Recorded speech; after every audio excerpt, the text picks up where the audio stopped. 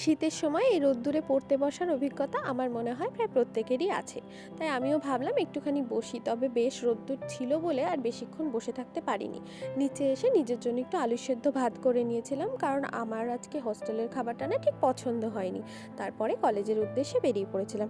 আজ মোটামুটি তো আমাদের 3টে ক্লাস ছিল, তবে দুটো ক্লাসের পরে না বেশ খানিকক্ষণ সময় ছিল, বেশ 1 ঘন্টার ওপরেই টাইম ছিল। মানে যেতে যেতে অনেক দেরি হবে বলে আমি ভাবলাম ক্যান্টিন থেকে কিছু একটা খেয়ে নিই। তাই এই লুচি আর ঘুগনি অর্ডার করে খেয়ে নিয়েছিলাম।